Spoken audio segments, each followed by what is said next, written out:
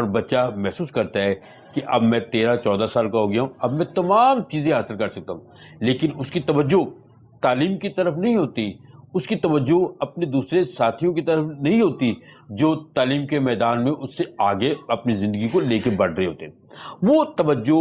اساتذہ اس پہ توجہ دیتے ہیں، لیکن بچے کی اپنی سوچ اساتذہ کی سوچ کے ساتھ نہیں ملتی، وہ جوڑنا چاہتا ہی نہیں، وہ صرف اپنے دماغ کو ایک پیغام دے دیتا ہے کسی نہ کسی صورت میں نے اپنے تسکین پوری کرنی ہے، لیکن وہ میٹرک تک تعلیم حاصل نہیں کر سکتا۔ وہ آہستہ آہستہ اپنے محلے کے، اپنے اسٹریٹ کے چھوٹے چھوٹے جرائم کرنے شروع کر دیتا ہے، جن میں نے پہلے ذکر کیا کہ وہ دکانداروں سے پیسے لے لیتا ہے یا ان کو کہتا ہے کہ میرے پاپا آپ کے پیسے دے دیں گے۔ یہ بھی جرم ہے، وہ اپنی ضرورت کو پورا کرنے کے لیے اشیاء خریدتا ہے لیکن پاپا کے نام پہ کہتا ہے، لیکن پاپا بھی اس کے کسی نہ کسی طرح اس کو پیسے نہیں دے پاتے، تو پھر اس کے ذہن میں خیال آتا ہے کہ اگر وہ نہیں دے پاتے تو میں کیوں نہ ایک ایسا قدم اٹھاؤں جس سے میں اپنی تسکین کو پورا کروں اور میں اس دکاندار کے پیسے بھی دے دوں۔ پھر وہ آہستہ آہستہ آگے بڑھتا ہے، محلے میں جاتا ہے، محلے کی پان والی دکان پہ جا کے کھڑا ہو جاتا ہے اور اس کو پھر آنکھیں دکھاتا ہے، لیکن پان والا دکاندار جو ہے وہ بچہ سمجھ کے اس کی بات کو اگنور کرتا ہے، تو جب اگنور کرتا ہے تو پھر بچہ جو ہے وہ اسے ریکویسٹ کرتا ہے۔ وہ بچہ تیز ہوتا ہے، ذہنی طور پہ وہ اتنا پختہ ہوتا ہے، وہ ٹیکنیک سمجھ جاتا ہے دکاندار کی پہ، اس کی سائیکی کیا ہے، اس سائیکی کے مطابق وہ سوال و جواب کرتا ہے، تو وہ کہتا ہے ٹھیک ہے اب میں نرم ہو جاتا ہوں، تو دکاندار سے کہتا ہے انکل مجھے چوئنگم دے دے، وہ چوئنگم کھا لیتا ہے، تو آہستہ آہستہ دکاندار کے ساتھ اپنا تعلق بحال کرتا ہے، لیکن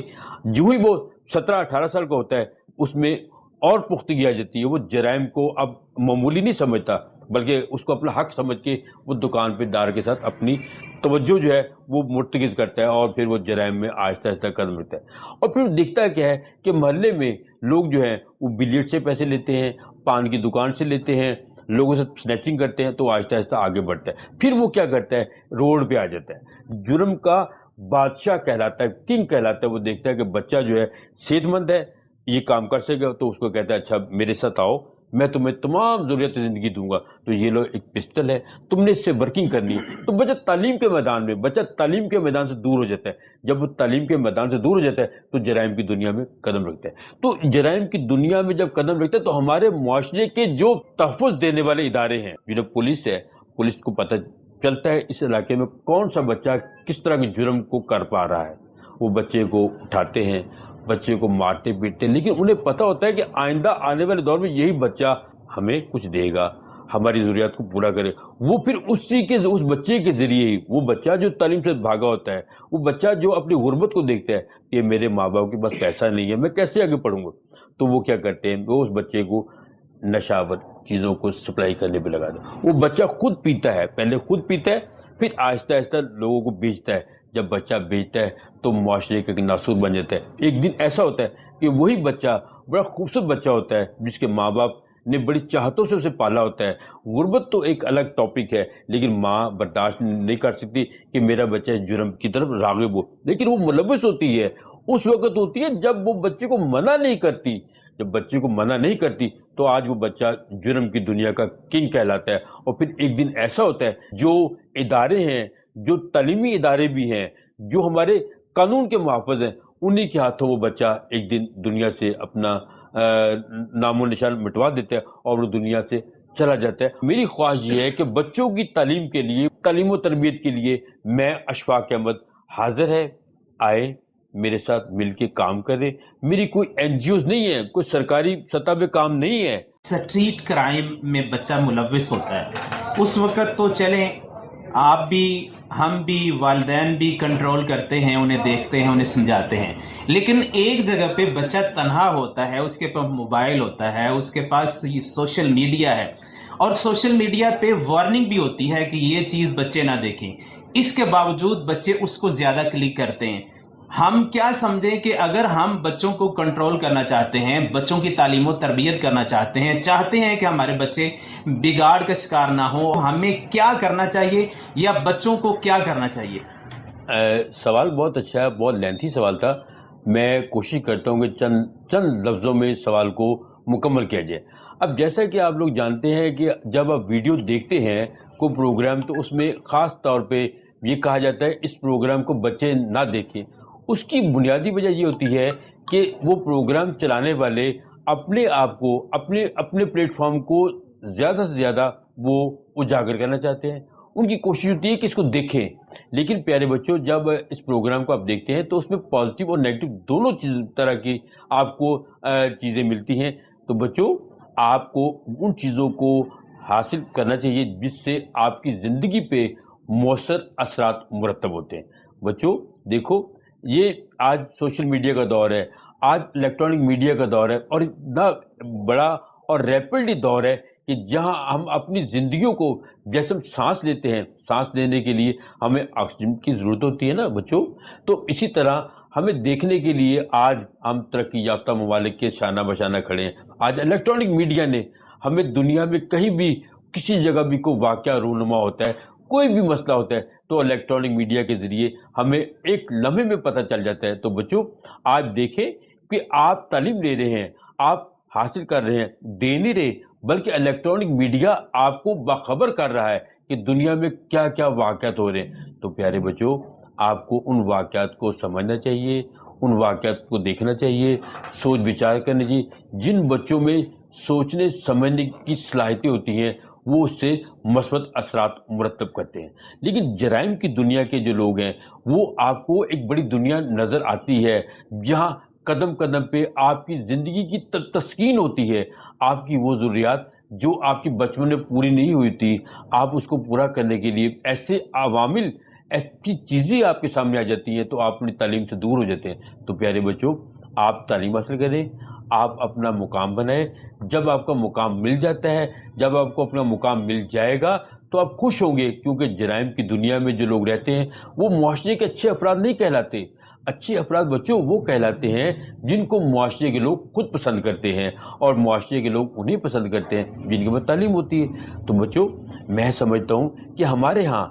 ایک کمزوری جو ہے بنیادی تعلیم کی ہے. اس لیے آؤ، میں آپ کے ساتھ ملوں گا. آپ کو جب چاہو، جس وقت چاہو، میرا پلیٹ فارم آپ کے ساتھ ہے. ہم دھیرے دھیرے اپنی زندگیوں کو بہتر کرتے ہیں. ہمارے بچے جو ہیں وہ ہمارا موبائل، والدین کا موبائل، پیرنٹس کا موبائل ہر وقت مانگنے کی اور یوز کرنے کی کوشش کرتے ہیں. کیا ان کا موبائل بچوں کو استعمال کرنا چاہیے یا نہیں؟ ہم سر سے پوچھتے ہیں کہ ان کا ایکسپیرینس کیا کہتا ہے. میرے دوست نے موبائل کے حوالے سے مجھ سے بات کی. جو والدین اپنے بچوں کو چھوٹی عمر میں موبائل دے دیتے ہیں، اس کے بچوں کے ذہنوں پہ منفی اثرات مرتب ہوتے ہیں. یہ والدین کو ذرا بھی احساس نہیں ہوتا کہ ہم بچوں کو موبائل دے رہے ہیں، کیونکہ جو بچہ دیکھتا ہے وہ ہمارے برین میں جمع ہوتا رہتا ہے اور ایک ویڈیو کی شکل میں ہمارے سامنے آ جاتا ہے کہ اس ویڈیو میں کیا ہوگا. تو جیسے جیسے بچہ بڑھتا جاتا ہے، والدین جو ہے اس کی طرف توجہ نہیں دیتے. لیکن ویڈیو جو ہے، جو موبائل ویڈیو ہے ہم دیکھ رہے ہوتے ہیں، ہم اپنی ان چیزوں کو دیکھتے ہیں جو ہمارے مطلب کی ہیں. مثلا ہم ایسی گیمز کو دیکھتے ہیں جس میں ہارر ہوتا ہے، جس میں جرائم پیشہ لوگوں کے بارے میں بتایا جاتا ہے، یا کچھ ایسی موویز ہوتی ہیں جو ہم پورن موویز کہتے ہیں. تو وہ بھی ہمارے لائف کا حصہ ہے. تو میں والدین سے ایک ریکویسٹ کرتا ہوں کہ ایسی موویز موبائل بچوں کو نہیں دینا چاہیے جب تک بچہ اڈلٹ نہ ہو جائے، کیونکہ موبائل جو ہے اس وقت تعلیمی حوالے سے ہم اس کو مس یوز کر رہے ہیں. تعلیمی حوالے سے ہم موبائل کو مس یوز کر رہے ہیں. اس لیے ہمیں چاہیے کہ موبائل کا استعمال ہم کم سے کم کریں اور اپنے بچوں کو موبائل سے دور رکھیں. لیکن ایک جگہ پہ ہم کہتے تھے کہ موبائل کے ذریعے آج ہم آن لائن پڑھتے بھی ہیں، کیونکہ میں نے یہ محسوس کیا ہے کہ آج موبائل کے ذریعے ہی ہمارے کالج میں، یونیورسٹیز میں، ابراڈ بھی ہم کلاسیں لیتے ہیں اور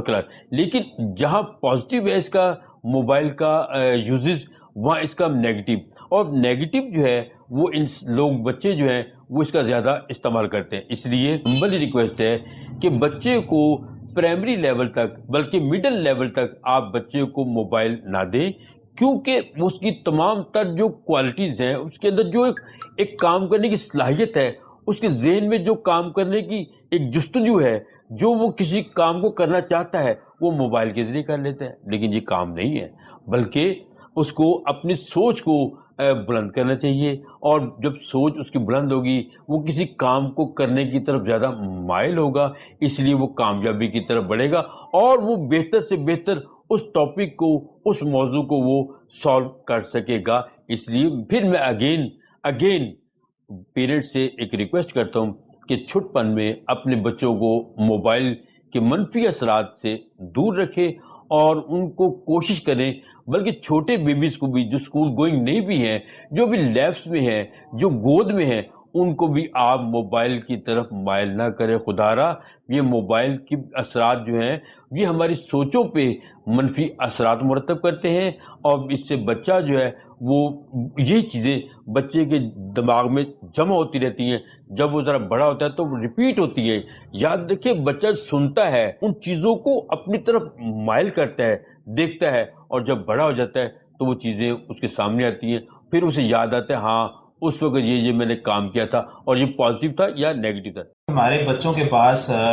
ویسے تو ٹائم ہی نہیں ہے، ان کے پاس اسکول جاتے ہیں، ٹیوشن جاتے ہیں، اس کے بعد تو موبائل بھی کیونکہ ان کے لیے مفید نہیں، آپ نے فرمایا ہے ان کے لیے ٹھیک نہیں ہے، ان کی تعلیم و تربیت پہ اثر پڑتا ہے، تو ان کے پاس اور کون کون سی ایکٹیویٹیز ہیں وہ ان کو بتائیں تاکہ وہ اپنے آپ کو ادھر انگیج کریں۔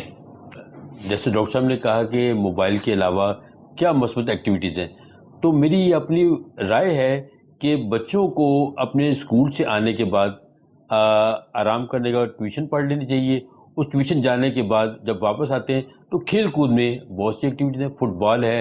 ہاکی ہے، بیڈمنٹن ہے، ٹیبل ٹینس ہے، بھی ایسی کھیل ہیں جس میں بچے کی جسمانی اور ذہنی سطح بلند ہوتی ہے، اور میں امید کرتا ہوں کہ ہمارے بچے جو ہیں وہ اس طرح کی مثبت سرگرمیوں میں حصہ لے کر اپنا رول ادا کریں۔